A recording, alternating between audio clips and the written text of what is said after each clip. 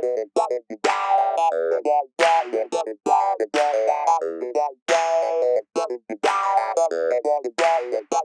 Victoria, welcome to Town Talk, our brand new podcast where we sit with beautiful, wonderful guests like these two and my co-host over here, Shane, and we talk about different various topics within the city of Victoria, but also within the community. And so today, I'll just let each other introduce ourselves. My name is Ashley Strevel. I'm the Director of Communications and Public Affairs for the city of Victoria. And I'm Shane Blecker. I'm a multimedia specialist with the city of Victoria as well. And our guests today are... Great. My name is Rick McBrayer. I'm the Emergency Management Coordinator for the City of Victoria and Victoria County. And my name is Jena West. I am the Deputy Emergency Management Coordinator for the City of Victoria and Victoria County. Perfect. And they do such a great job, and we'll hear a lot more about what they do in just a sec. So thank you both for being here. Thank you for your Thank time. you for having us. So we'll start off by just kicking it off. Tell us a little bit more about what it is that you do. I'm sure Shane and I, after this COVID situation, can tell you exactly what you do, but the community probably has some questions. What is the Office of Emergency Management? So the Office of Emergency Management, our general responsibility is mainly the coordination of a multitude of people doing their jobs. Mm-hmm. And so I know Jenna gets tired of me saying this, and people in the community get tired of hearing this, is oftentimes we're not in command of anything. Our whole job is to make sure that we're coordinating all of the bodies of people that are doing their jobs, making sure they have the right tools in the tool basket to do their jobs, and putting them in that location to which we can get back to normalcy quickly after an event occurs. But on top of that also is to helping the community prepare for and respond and recover from either any type of disaster, emergencies, anything like that. So, speaking of, what type of disasters and emergencies warrant you guys coming in and getting involved? I think it doesn't even necessarily have to be a disaster or some kind of large-scale event. Right. It can be anything from a large apartment fire or structure fire to where it is taxing the resources of a fire department or some first responding agency where their resources are taxed, or they just don't have enough of the resources that they need in order to respond effectively. So that's where our office can step in and help them find the resources or make those connections with the individuals or the agencies that they need to get the job done. So in early 2000s, 2001 specifically, we had a very tragic event that occurred in the United States that shifted the world of emergency management and how we view first responders and how we deal with each other on a day in and day out basis. And when I say first responders, oftentimes we think of that first responder field as the traditional field of police officers and firefighters and EMS. And Jen and I, when we deal with first responders, we're also talking about public works, public health, our private partners that are out there. And so in the early parts of 2000s, when we had that tragic event, it really shifted in how we did our business. And so much so that the federal government came out with some very unique directives that said, we got to get our first responders on the same page with one another.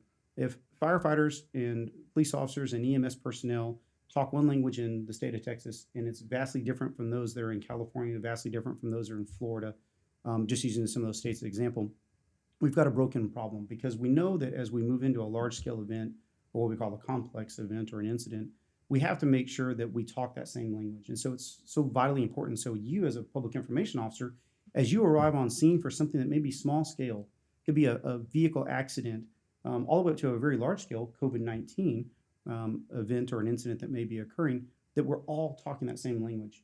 And as much as that is, as we roll into from one environment from here in the city of Victoria or Victoria County, to where that there may be a regional event that may be occurring, that we start talking that language. And so that training and that component to us speaking a national framework of language is so vitally important to us.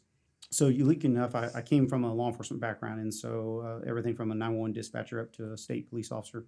And so I came to emergency management back in June of 2007, and shortly after, within 30 days, we had a major event that occurred. It was what we call the Fema 1709 disaster, which was a little over 15 inches of rain in the nursery area. Inundated millions of dollars worth of roads, wound up affecting 50 plus residents within the county. First time that I had been introduced to the FEMA public assistance process and also the FEMA individual assistance process. And so really within a 30-day period got thrown into the limelight of emergency management and how to coordinate all those response bodies coming together in a very timely manner.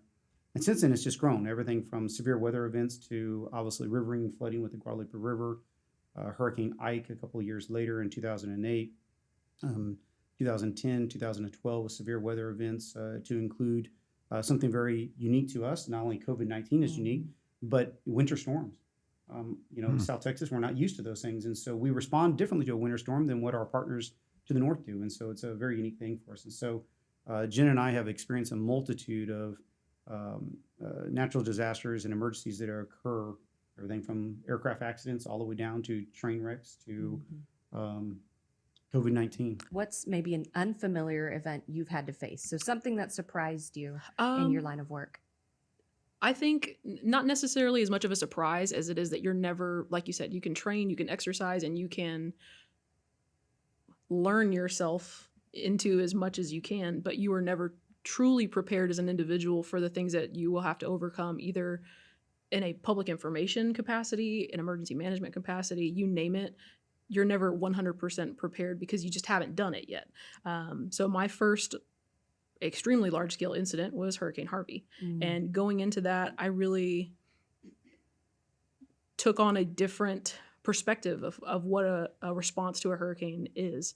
And did I think the day of us finding out that Hurricane Harvey was going to at least somewhat impact our community, that I would be out in the sun in 100-degree weather providing water and ice to our community for 12 hours a day? Absolutely not. But it just came with it. You roll with the punches. And that was really something that drove me to want to continue in this field, is because it's never the same thing every day. We sit down every day where we think, this may be happening this day, and all of a sudden there is a phone call from one of our, chiefs or our department heads that says, hey, I have this going on, or just another thing that we can be planning for, training for, exercising for, to better prepare not only ourselves or our, city and county staff, but our community as well, because we're only as prepared as our community is. So definitely that element of surprise really comes from just the things that you kind of keep out of sight, out of mind whenever you're responding to something like that. And I guess that kind of drives me to figure out what are those missing pieces. And I think that's what we do on a daily basis anyways, but what are those missing pieces? What are those gaps, for lack of a better term? Not so much that our responders are not capable, because we have seen day in and day out that they are. It's really just finding those one-off situations to where a firefighter may not know what to do with 30 dogs at one time when they're still having to render aid to some of our community members. And so that's where we can step in and find that, where can we get them kenneled? Where can we get those animals taken care of? Because they're still very important to us. It's just finding that one-off piece that our firefighters are not equipped, nor are they trained to have to deal with that. So we're going to put the people in the right place to find that answer. Right. And I know that was a long-winded answer, but I feel like I could talk about it all day. Well, along with that training, and you said, you can't train for everything. Now, like yesterday, George, our lovely director, and I were here yesterday, and you and I had a brief conversation. And one of the things that you said, I got to thinking about it that night, and I was like, wow, that's pretty interesting, that people come to you sometimes expecting you to have all the answers, to be the expert in everything. And you told me, you go, honestly, I don't have a problem saying, I don't know. And then, doing whatever it takes to. And I think that takes a lot of professional growth to be able to understand that. Sometimes you just can't solve the problem all the way. And sometimes you have to step back. And, I'm not a trained PIO like you folks are. I mean, I've taken classes in it. Jen and I have both taken classes in PIO and operations, section chief and things like that. But we're not professionals in every single day that we do that, just like firefighting. As she was mentioning earlier about the firefighters, and they may all of a sudden come across a situation where they don't have the resources to solve it. And it is okay. And we have to understand that as the professional maturity that we have to have is that we may not have the answer. However, with our contacts that we have and all the multiple hats that we have to put on, that hopefully we can get to the right person that can help solve that problem. Sure. And that's oftentimes why y'all saw during COVID, we had some very unique decisions that had to be made. Our elected officials have to make those decisions. We have to provide them the best information we can from the subject matter experts. And then we turn back around and then we develop task force. Oftentimes it's Chief Fox or Chief Craig and Jena, myself, and Chief Boyd sitting in a room and hashing out the good, the bad, and the ugly and trying to figure those out. And you're right. And sometimes we have to just say we don't have the answer. Here's the best options we have in front of us. And this is through our professional maturity that we think should be the right direction. And then ultimately they get to make those decisions. I will say it's been amazing seeing the wealth of knowledge that is in one room. during the pandemic with COVID-19. And so like you're saying, the subject matter experts are from our fire chief to our police chief to city officials such as, our city manager, our mayor, county officials such as our county judge and its PIO. How has that shaped your guys' experience during COVID-19? And let's shift into that conversation because it's pretty interesting and we're still reflecting on that. But, Sure. Now it's kind of a moment to kind of look back and say, how did that go and what went well, what didn't go so well? Sure. And I'll kick it off. I think you're absolutely right. When you have that many different players in one room, and I will say and speak this loud and clear, I cannot be more honored to work with those individuals, from the city manager to the mayor to the judge, that all of those people had to come together under one umbrella, one roof, this emergency operations center, and make some very, very difficult decisions.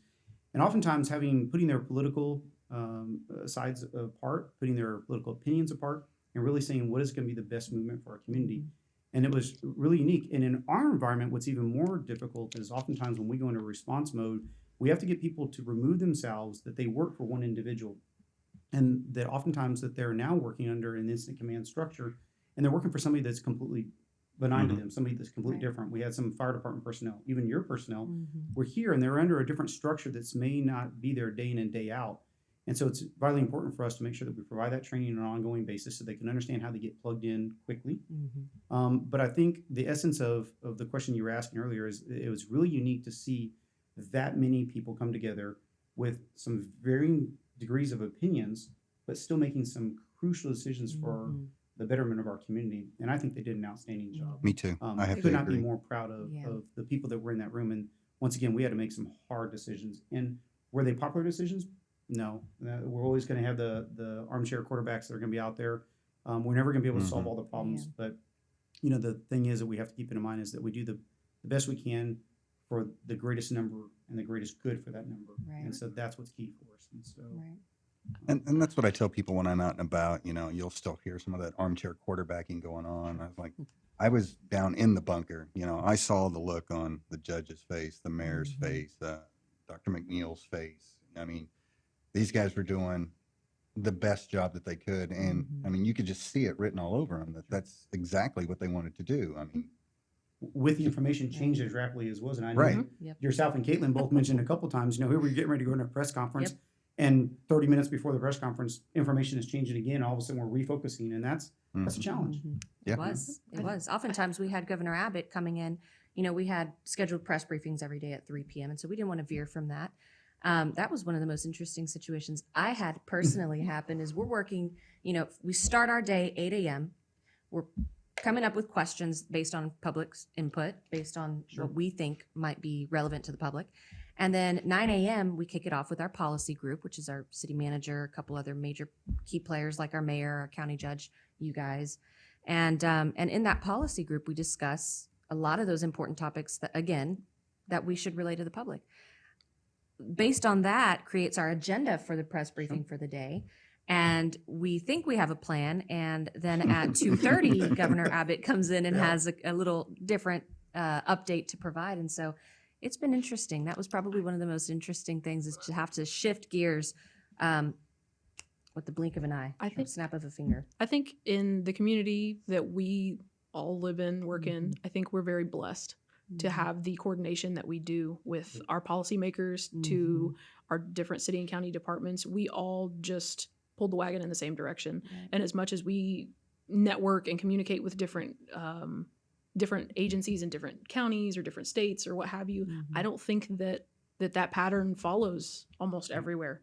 And it's very unique. And it's, like I said, I think we're very blessed to have that opportunity to where we work so well together. I'm so glad you brought that up because I haven't worked with other cities before in this capacity in emergency management. But the first thing I thought in this pandemic situation, looking back, reflecting, was, like you said, how well everyone worked together. And it was like everyone came together. And I know it's cliche to say, but as a sports team, right?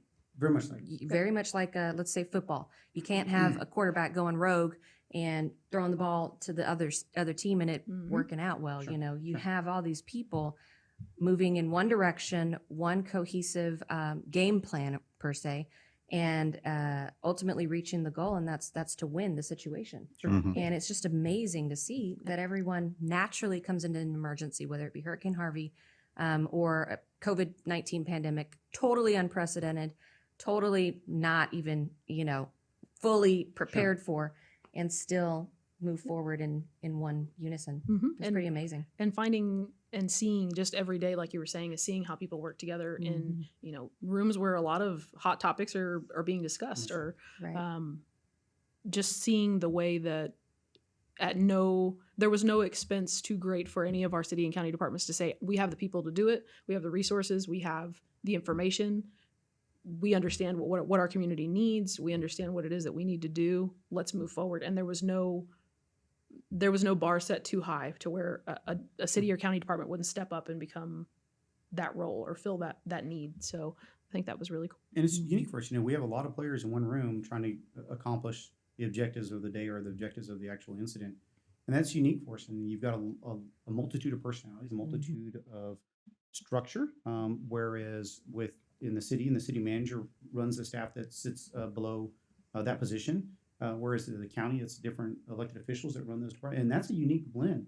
And for us, it seems like it's worked well. And as I said in the very beginning of the COVID-19, we knew going into this, we would have hiccups. We knew that we were going to have hurdles. We knew we were going to have some bumps in the road. Sure. It was going to be rocky. But as we saw, as any incident, it's the same thing with firefighting or police officers.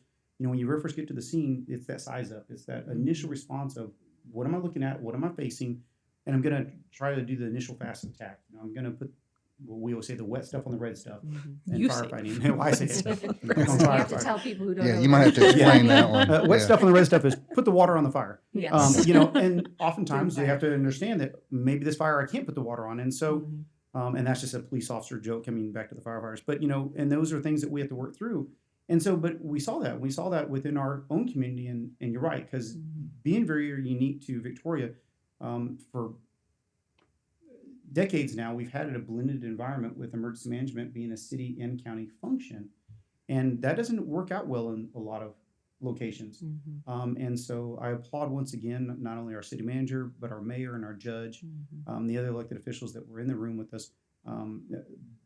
They put all those things aside and said, you know what, we're going to do what's best for our community. And oftentimes it's the hard decision. Is that something unique to Victoria County that, you help with the city and the county, or is it just for the COVID that you were talking about? Everybody coming together? That's we are a city and county department.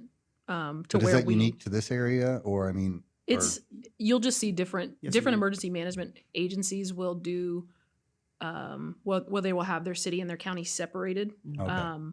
And it's just, I guess it's just dependent on size? Like the city of Houston is example. Yeah. The city of Houston would be crazy to try and have just one office for all of it.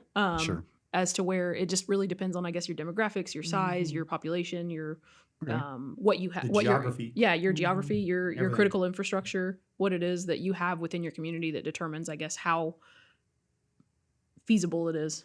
But for us, I think it's always been a great success because, like we were just talking about, is those departments will step up and become just one big team. And I can distinctly remember to where I would come in here from, our offices a couple steps away. I would come in here and the city manager is sitting and talking to the judge, or the mayor is sitting here talking to our health director, or Ashley's sitting here talking to our county PIO.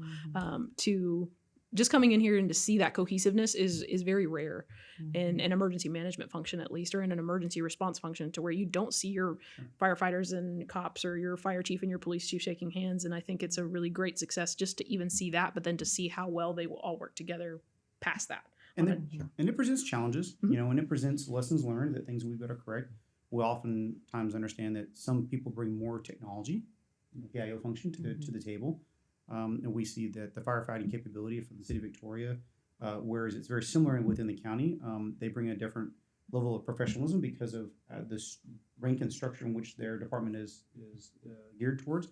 And so, but I think it provides ultimately a fantastic service to the citizens of our community, and that's city and county both. And I think that's an expectation that's grown and it's been there. It's a great partnership we've had, and so we look forward to continuing. And so part of our job is to make sure that all those people are there with those tools in their tool basket ready to go. So.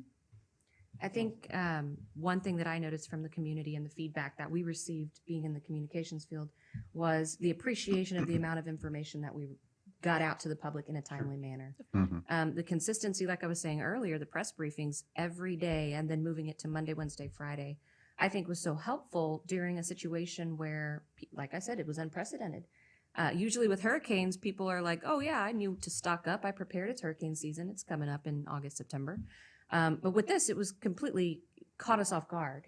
And so sideswept us. And so one of the best things that I felt, and I kind of wanted to hear from you guys what you felt was most helpful, but from my perspective, was getting key information out in a timely manner because, you know, you can make sound decisions based on information and facts and data versus emotion. Sure. And a lot of people were tending to be led by fear in that situation. Sometimes the headlines might have been a little bit exacerbated or, you know, dramatized from the national to state. And so we just did our best to combat that and to help clarify some of those uneasiness, I guess, facts out there and from a local level. And I think our media here helped with that too. And so what are some of the areas you guys think helped our community during that situation? I think the level of transparency, Yes. the level of Definitely. transparency for our community members to understand what it is that we're doing here every day when we were fully activated responding to that pandemic, and just understanding what it is that our different agencies are doing. Our public health department is putting, you know, all of their efforts into this, where they were, you know, moving staff from one department to another to try and assist with the epidemiological investigations, to just the changes in city and county departments and how they were trying to effectively social distance and how they were trying to put forth those best practices. And so I think the transparency, not only from what our city and county departments are doing, but also for the policymakers to be our faces of the information that's being presented, is we know that, you know, even from a community standpoint, that they're the ones that are making those decisions based on the information. Right. And for them to be able to sit down and be the ones to communicate it and relay that information to our community is so high impact, to where it helps people understand what it is that's happening. And like you said, it's not driven by fear, it's more driven by information, data, statistics. And like you said, being in a pandemic, I mean, we haven't seen anything like this since the Spanish flu, which most of us probably weren't even around. Is Most of us? Some. Just my grandmother, who's Clarify, 104 some and a of half. us. So, Like 3 people. there might be one, but just, you know, something that's so new and unique for us to respond to have that transparency and to have that information, to where we're in uncharted waters with a pandemic like this. And so being able to provide that information on a clear, concise basis, which I know you obviously know from a public information function, is you want that one clear, concise message to where everybody has the same So information. important. Right. And I think the consistency is big, because Yeah. I don't think that anything but consistency will keep that same clear, concise information going throughout the community, to where those rumor mills and those armchair quarterbacks are not going to create information that is either false, untrue, or misleading. Right. So Well, you know, and on top of that, I grew up in a town different than Victoria. I'm not going to mention it, but it's in the Midwest, and it's about half the size of this. And you know, I'd go to their Facebook pages, and I noticed, you know, the public health department's putting out something, the mayor's putting out something. You know, they had different messages. They didn't have that combined one direction. They were all kind of offshoot. And I think that's key to the success of what we did. And I want to go back to some of the information that y'all were pushing out and how we did that. But, you know, coming back to that presidential directive on us trying to do things under one umbrella, and it's for us, it's incident command system, and trying to follow that national level of making sure that everybody's on the same page, that we plan and we prepare and we respond and recover and mitigate from certain things. And we all train in that aspect of it, because it's so vitally important. One of the topics you brought up earlier was about the information sharing, and that's a challenge that Jena and I see across our spectrum, because when you look at the different subsects of our community, we have people that look at traditional media as their only source to receive information, and whether it's Right. be print media, televised media. Mhm. But then we have the younger generations. I give Jenna a hard time all the time about being the millennial in the office, but I have to engage her in those things because she's used to that. And how do we engage with my 21-year-old son that has Snapchat that only has subset of group of friends that he allows to be, and that's where he gets his information. And then we have Instagram, and so we engage professionals like yourself, millennials like Jenna, and then we say, figure this piece out. How do we get all of those spectrums out there, from that traditional print media, televised media, all the way down to those social media platforms, and allow you to do the job. Sure. One example that came up was with our hotline staff. Oh, yeah. So volunteers, I should say. So we had some hotline volunteers getting questions left and right, and one of them said, "Well, you can visit our website at and this was our common slogan, victoriatxoem.org for more information." And the woman said, "Well, I don't have access to internet, and the people in my community actually don't either."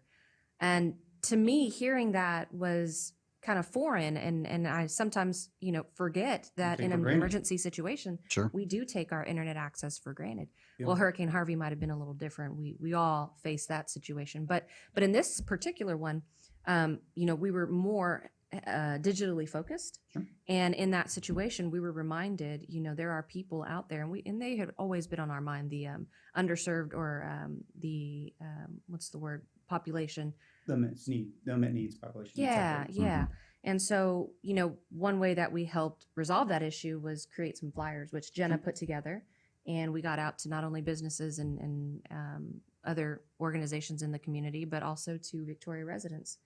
And so we reached out to this one woman who had called and said they didn't have access to internet, got them some flyers, and said, let us know what different locations in your community are commonly visited, or maybe public areas that you feel comfortable.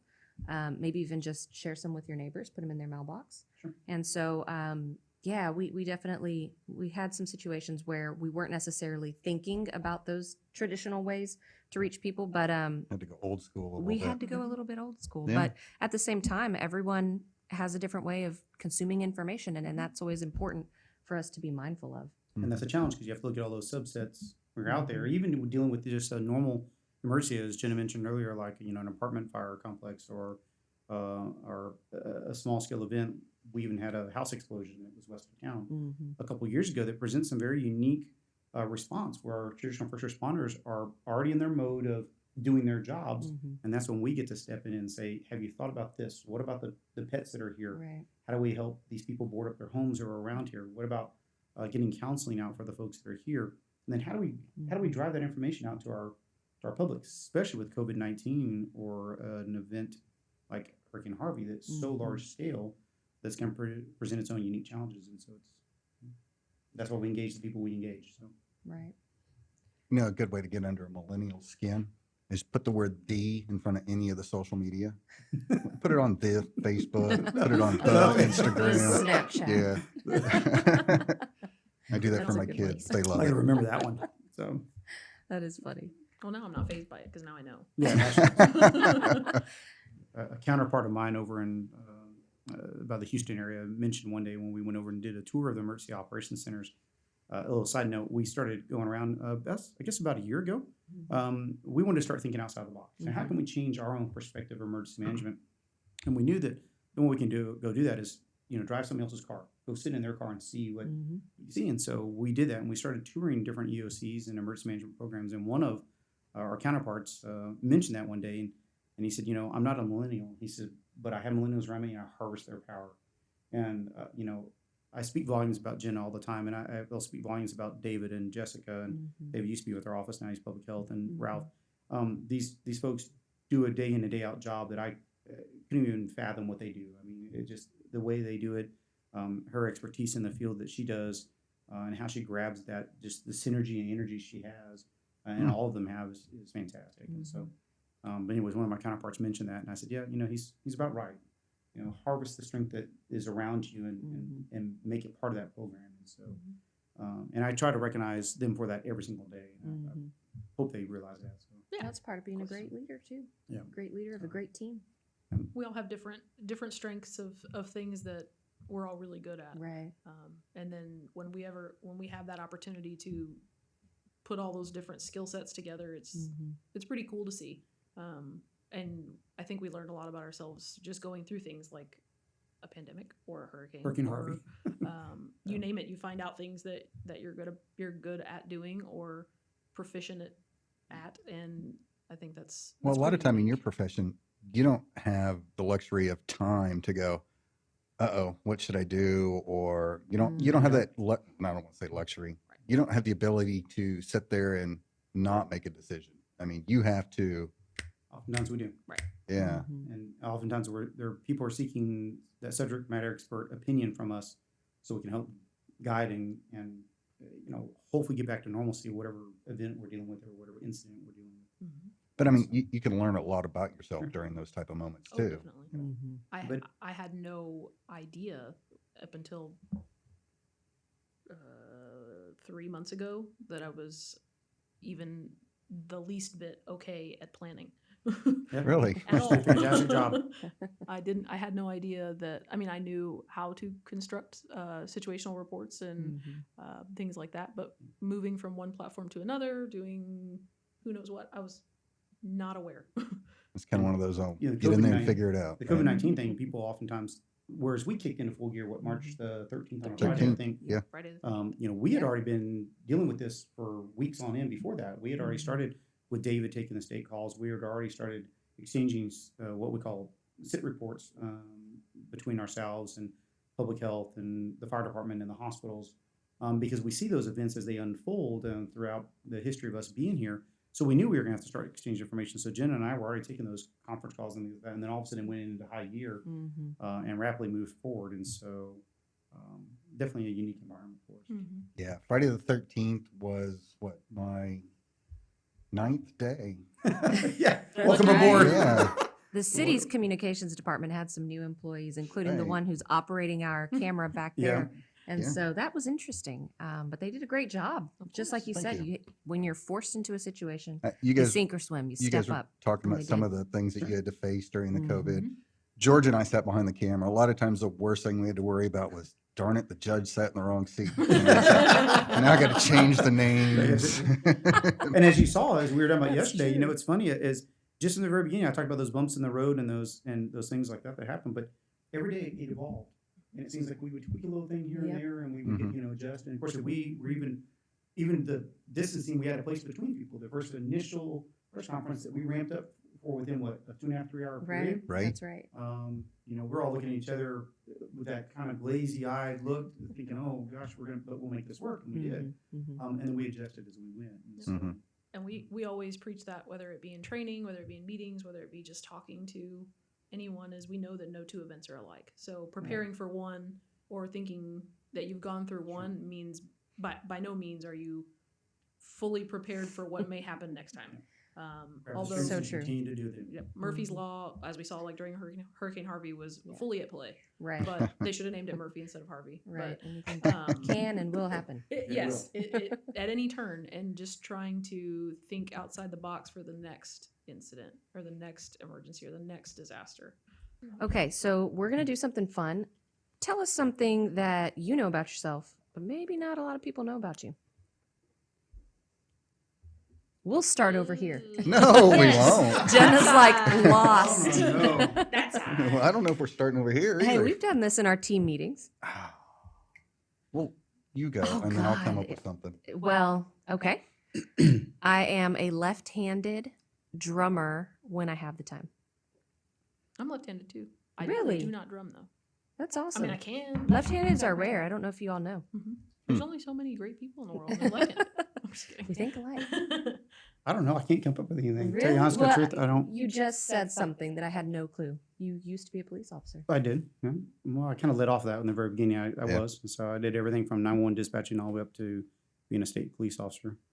I mean, I really couldn't tell you anything more about me. I mean, I'm heavily involved with my children and their lives. I have 4 children. And so everything from scouting down to softball and volleyball. And one I'm of them's heavily at involved. A&M, is that One right? is at A&M. And so sure enough.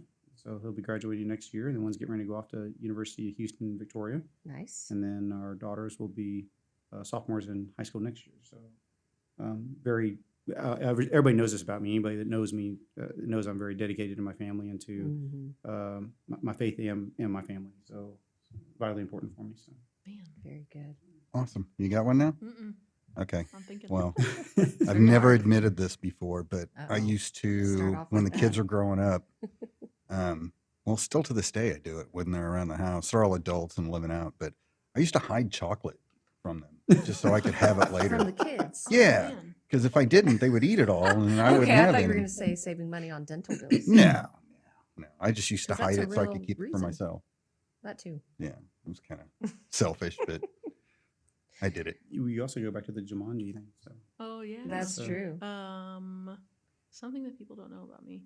There's a few people that know, particularly my parents. Maybe a few people that have seen a really horrible Halloween picture from when I was 5. But I really, really, really, really wanted to be a red Power Ranger when I was little, and my mom would not deter me. It was also, That's funny. I don't know why. I wanted to be a Power Ranger. So you were. oh, I was. You were the Red Power Ranger. Yep. What's the name? I think it was it Tommy. Tommy? Was it not Tommy? I don't No remember. clue. Everyone wanted No to be idea. the pink Power Ranger. I liked red Really? because of the I wanted to color. be red. I was also Just pink really one? fascinated with dinosaurs, girls. and he had Oh, a okay. T-Rex as his little, the original Power Rangers, the Mighty Morphin Power Rangers. He had a T-Rex, and that's what I wanted. Hey. I was a dinosaur gal when I was little. Yeah, I think that's it. So earlier we were talking about coming into the EOC, we never knew what to expect day to day. Walking down the basement, if you're not familiar with the, is it 205 North Bridge Street? Mhm. If you're not familiar with the building, you walk down these stairs, you come into the basement area, and that's where we're seated here today. But this is where we would function during all of the press briefings, all the behind the scenes stuff that these two are talking about that we were fortunate to be part of. And all the big decisions were made that would then impact the community. And so every day we would come down here. We had somewhat of an agenda that we thought we would expect, but we didn't always know. And so Jena over here has a pretty good analogy that I thought would maybe help you all understand kind of what we experienced. So we had made it through 3 weeks of what we call a full activation in the EOC, which means we are at readiness level 1, meaning we have all city and county staff on deck. Anybody that we deem necessary, not we, but as our command staff and our policy group deem necessary from the city and county departments, they will bring them in to help to supplant whatever it is that we need assistance with, or we need different staff to take the reins with, what have you. And so we'd made it through a full 3 weeks, and I think it was a Friday morning, if I remember correctly, that I came into the EOC to where we can actually manipulate all the things that are on the different TVs in here. And I just made a quick PowerPoint, little white background PowerPoint that says, "Congratulations, you made it to level 3 of Jumanji," because we made it through 3 weeks. And everybody got a kick out of it. But I was like, well, we do the serious work day in and day out, Yeah. and we think about it before we go to sleep, and we think Right. about it Mhm. the second that we wake up. Yep. But we do have to have some kind of humor, if you will, to kind of keep us going. So we do Sure. try and find little things here and there Right. that are just all in good faith and in good fun. But Well, you have to remember too, we were going, like she said, 3 weeks, and that's Straight. weekdays, weekends. All of us in this room were Yeah. here, and you kind of get a little tired. And not You necessarily have some 8 to dreams, 5. and- It was Mhm. 12, 14, 16-hour days. right, not Whenever always And just 8 we to would 5. we would be here before everybody else most Right. time. Every now and then you'd beat us in, and then we'd be here afterwards. Every now and then you'd still be here. We'd have to kick you Right. out with the lights on, but Right. but yeah. So they were long weeks. yeah, Yep. definitely. Pretty good depiction there. Mhm. Yes. In the meantime, where can they find out more information about your division, your department? They can go to City of Victoria's website, Yes. which is a newly relaunched That's website. right. I Dot like gov. it. Click on the emergency management link. You can go there. Other great information they could obtain either for hurricane season, go to the National Hurricanes website, Mhm. Facebook page, or the social media pages, and also go to ready.gov is another great site to go to for plans and things like that to help them prepare. Great. Any information that we ever received, either from the National Hurricane Center or from the National Weather Service in Mhm. Corpus Christi, we will provide that information on our Facebook and on our Twitter too. So Our social if media they want to platforms. follow us And there, what's your handle on Facebook and Twitter? it is at Victoria, spelled all the way out, .oem. And then on Twitter, it is at, I think it's OEM_Victoria, spelled all the way out, _Texas, TX. Don't quote me on that. but- We'll put up a graphic. Yes, Yeah. once I figure it out. It's pretty And the lengthy. city's website is victoriatx.gov.